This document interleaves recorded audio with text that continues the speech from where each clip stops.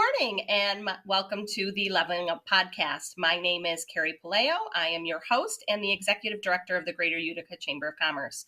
As you can tell, we are not in studio today. We're doing this virtually, but luckily we're able to utilize technology to still keep to our show schedule.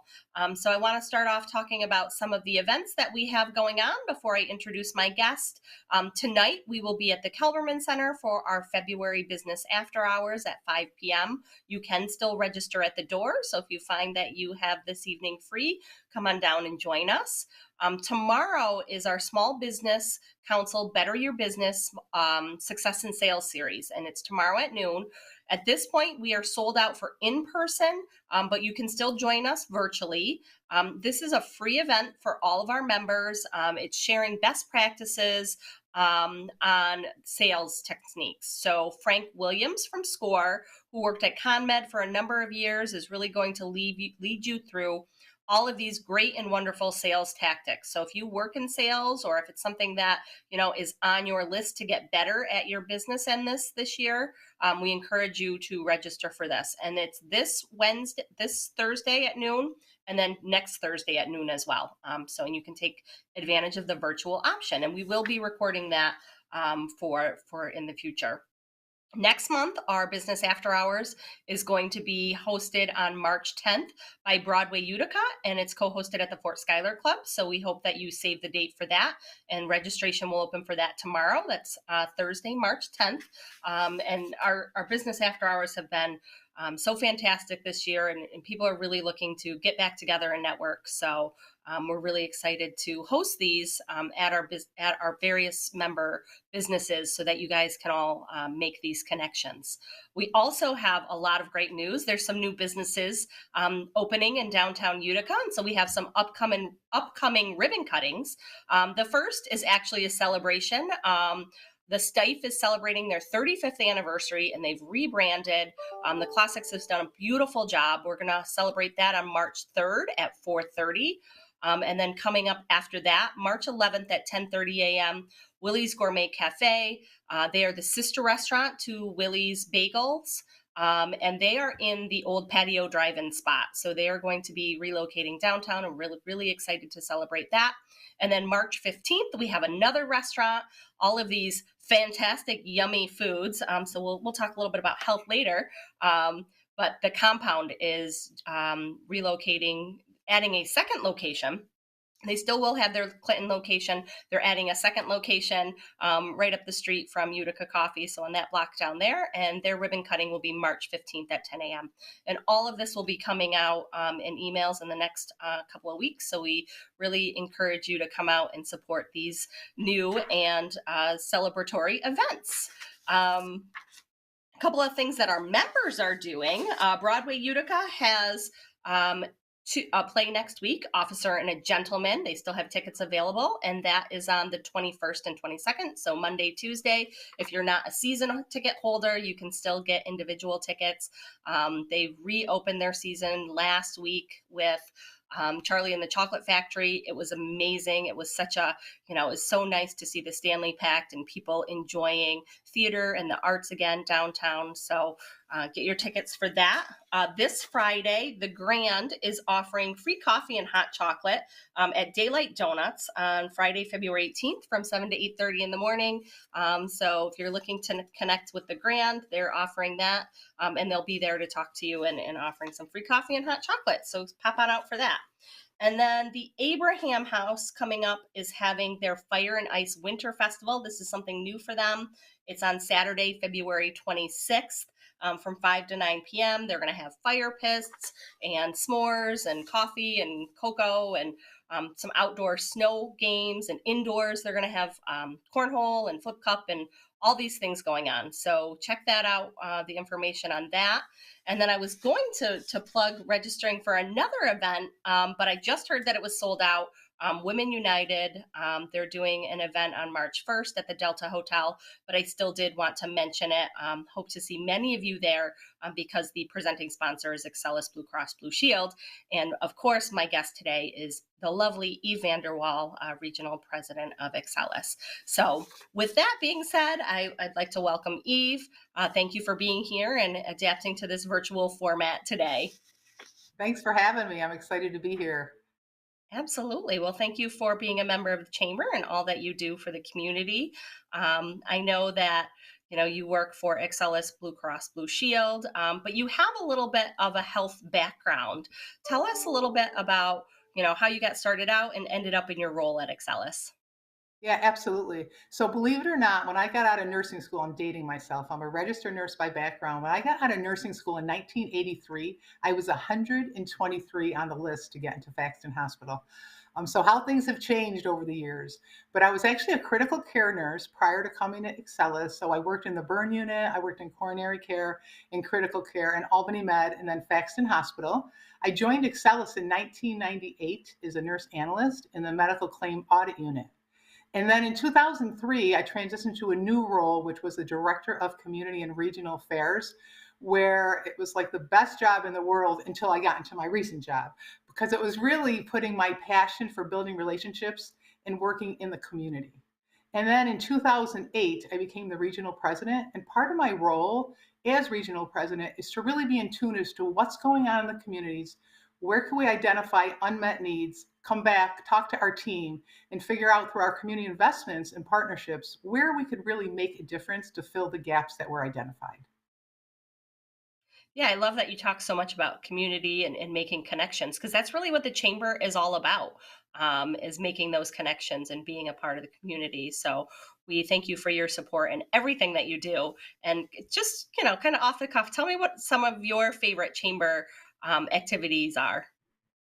I do like the after hours because I'm, again, all about networking. And depending on what events that the chamber hosts, it's a different group of people. So it's not the same people that I sit on boards with. It's not the same people that go to a lot of the events that happen in the community. It's a different, and they're all ages.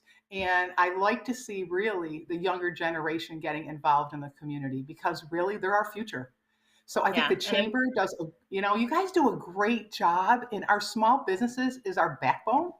And you Mhm. really promote them, just like you started the show today. You're saying this is what our chamber members are doing. Some of the stuff I didn't know was happening. So you guys are really good on connecting the businesses and promoting. And again, born and raised here, I'm like a biggest fan of this area. So, and I think the chamber just does a really good job on connecting everybody. Yeah, and I'm really glad that you hit on the young people because we do have, the Catalyst Young Professional Group, and they're really great about making those connections and teaching people how to be on boards and volunteering together in the community, and really kind of making that commitment to Utica. We see so many young people. I saw a stat the other day that 1.6 million people graduate in New York State, and 1.4 million of those graduates leave every year. So keeping young people engaged in our community is so important because they grow on to have bigger roles. So just wanted to Absolutely. touch upon that really quickly. So Yeah, you talked a little absolutely. bit about investing in our community, and tell me about why investing in our local community-based organizations is so important. Yes. Well, as you know, we're nonprofit, we're local, healthcare is delivered local, and our community investment ties directly back to our mission, which is to help people in our communities live healthier and more secure lives through access to high quality, affordable healthcare. And what we've seen over the years is the positive impact it has made with a lot of our partnerships with the community based organizations. So in 2021, we actually added more resources, and in May, we hired multiple community and investment partnership managers across the Thruway. And I'm happy to say that Shayna Keller, who some of you may have already met, she started in May and she's hit the ground running. So she is out there and she really oversees our whole community investment strategy, investment, not really strategy, it's a partnership and strategy, but the whole, anything that we give out in dollars to the community comes in through Shayna. So again, she oversees the whole piece for the Utica region, and our region is pretty large. is a reminder.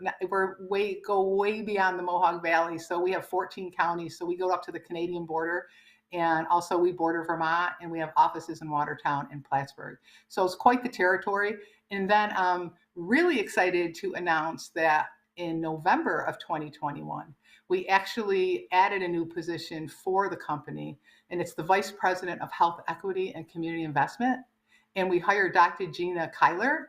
She's board certified in internal medicine, and she's the co-founder of the Black Physicians Network of Greater Rochester. And this is an organization where their mission is to reduce health disparities and improve the health of the community by increasing the number of Black physicians. So she is such an asset already to our team. And her role and main focus is really to promote health equity, cultural sensitivity, and community health. So we're really, really excited to have added all these resources to then be the feet on the street in the community, working with the organizations throughout our communities.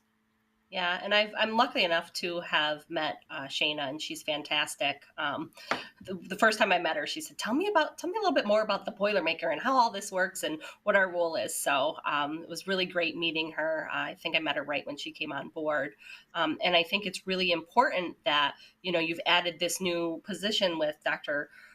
Because she, as we saw during COVID, I think that really brought to light how the disparities in medical care, really affects populations.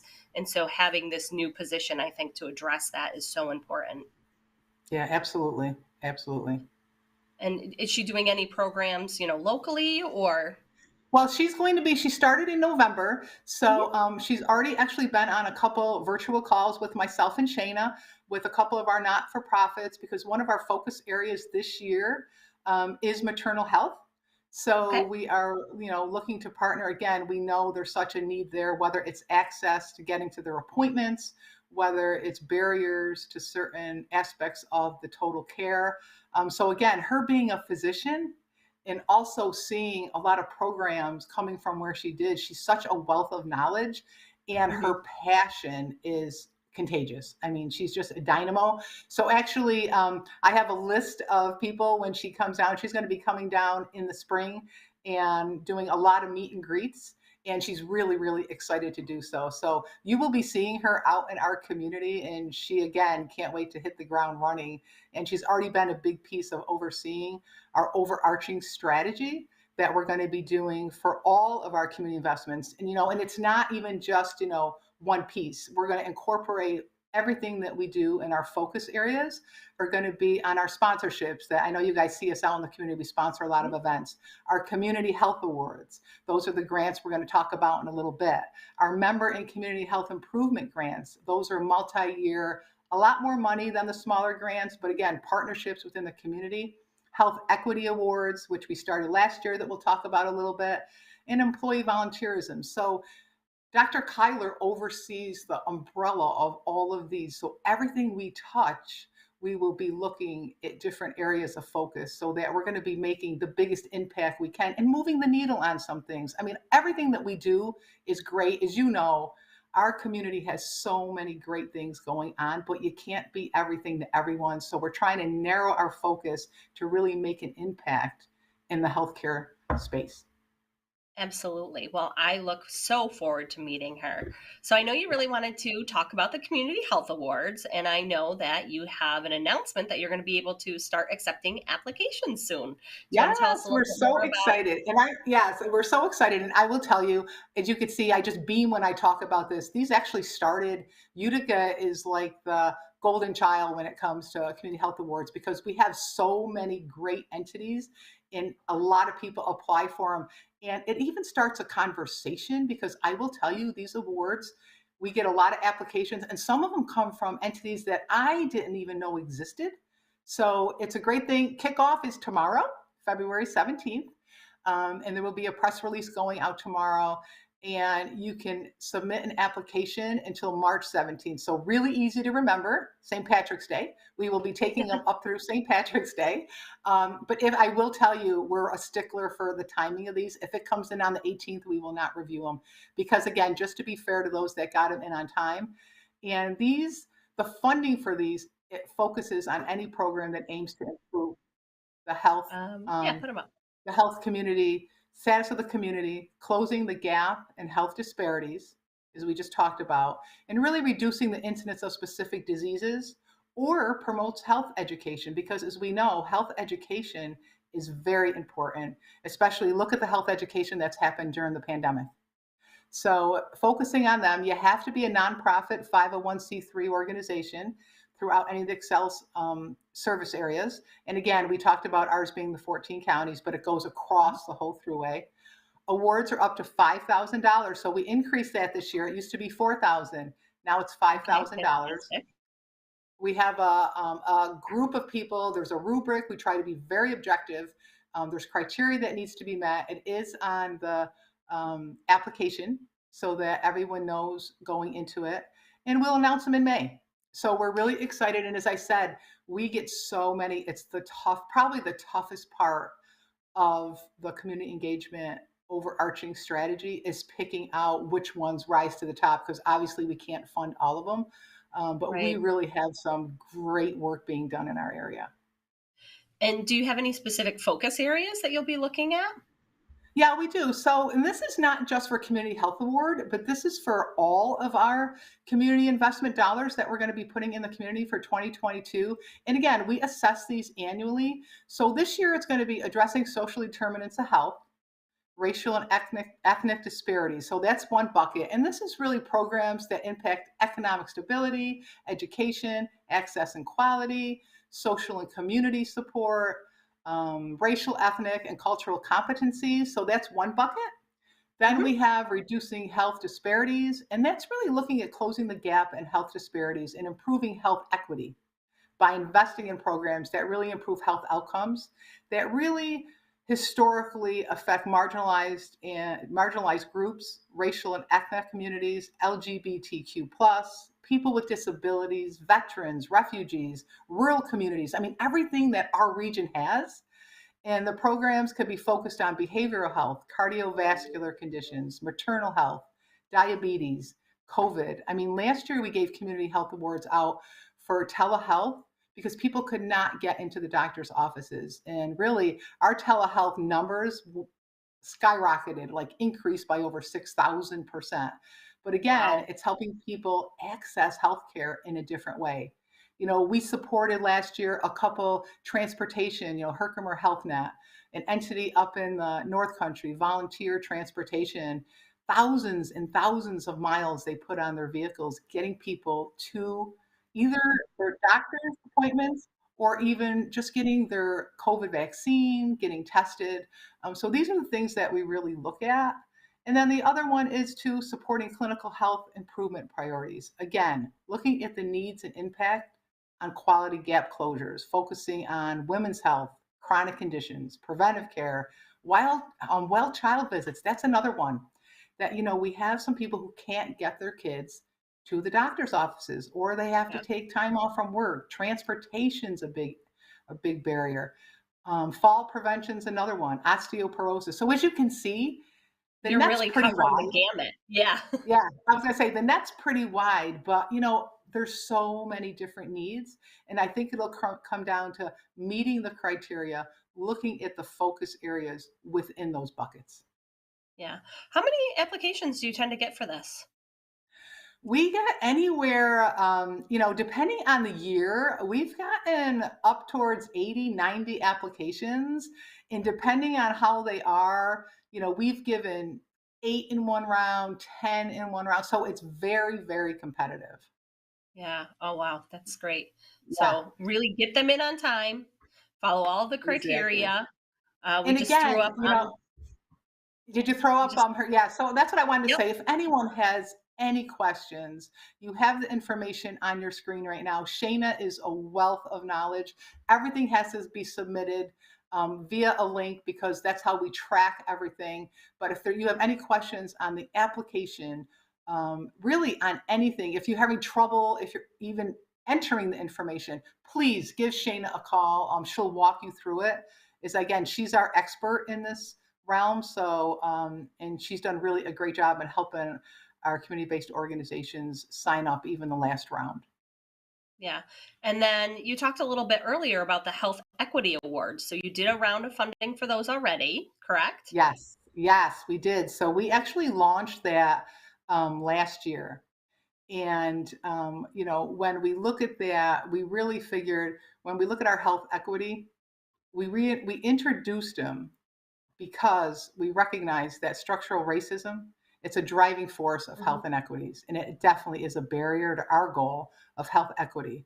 So we thought we would launch it last year, and this was the biggest awards that we've given out at a one-time shot, $30,000 to each entity Yeah. to help Tell fund us about health some and of the wellness winning programs. awards. I'm sorry? Tell us about some of the winners of those awards. Yeah, so we actually last year we gave out two in our region.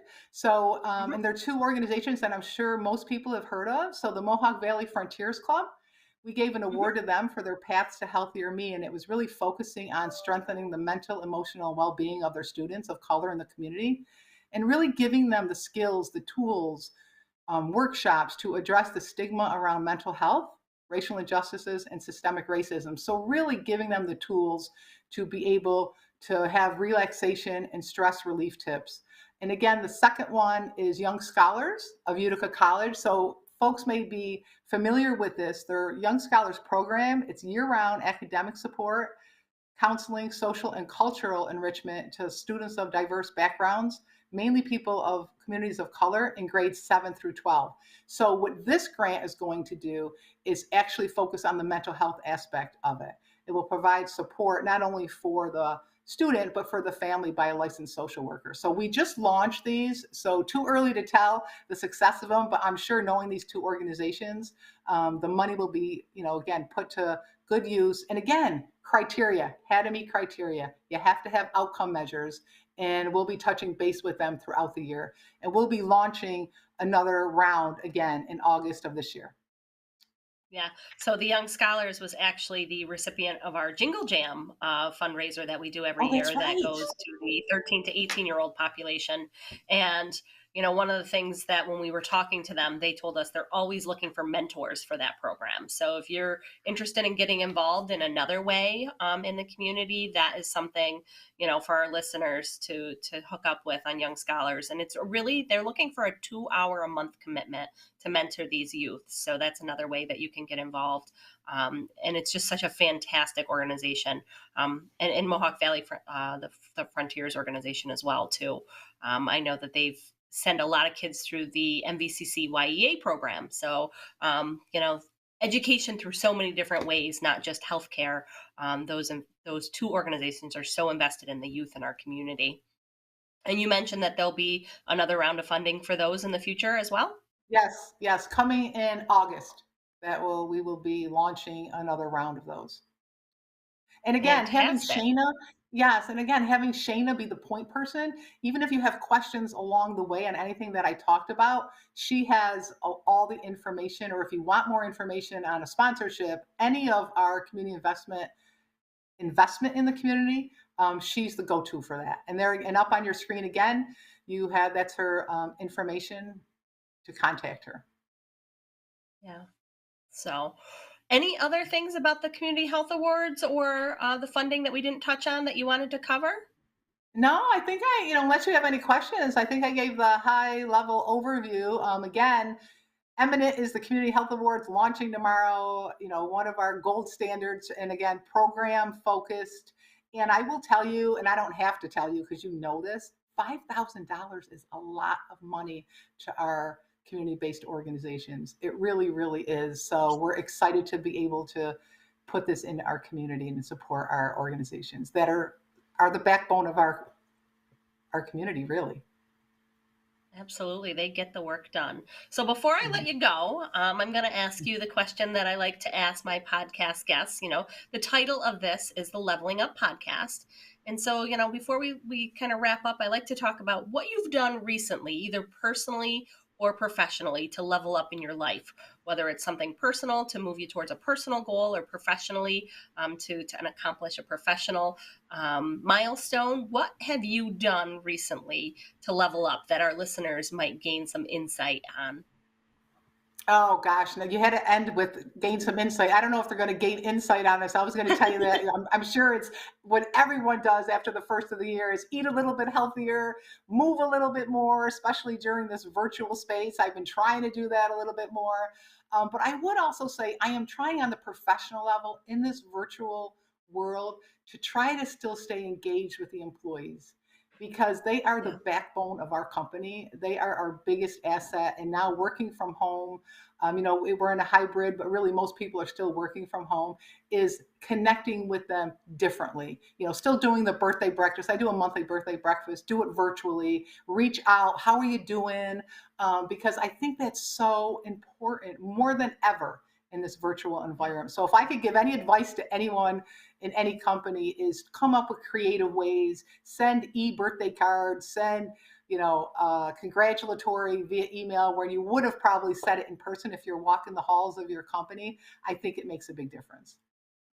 Yeah, and I think, all of these things kind of add up, we're kind of in an employment crisis here because people are making different changes in their lives. And if you can do something, as a leader in your company and in your role to retain the employees by recognizing those things, and it really goes down to not just being kind, but doing things that, really motivate and inspire your employees to keep working hard for your company. So, I think that's a really Absolutely. good thing. And of course, first of the year we're all moving a little bit more, especially working from home, and maybe your building Right. isn't as big that you're walking the hallways or doing the steps, or you know so Absolutely. right there with you on those goals as well. I did get a stand up desk though, so I could stand up and down do a little more. And I I love it. we we're looking at getting a walking treadmill desk setup thing, so we've been talking about that in We've our actually office we had about. a couple employees do that. They love it. Yeah. Good. Love Good it. to know. Good to know. So, well, thank you so much for spending some time with me this morning, sharing all of this information, because I know that our members, especially the nonprofit organizations, really kind of look to you as a leader, and this is so important to their budget and to keeping these special programs going. So, we've given you all the information. We'll also drop it below in the information if you didn't see it on the screen. If you're just listening to this via a typical podcast broadcast, all this information will be in the description.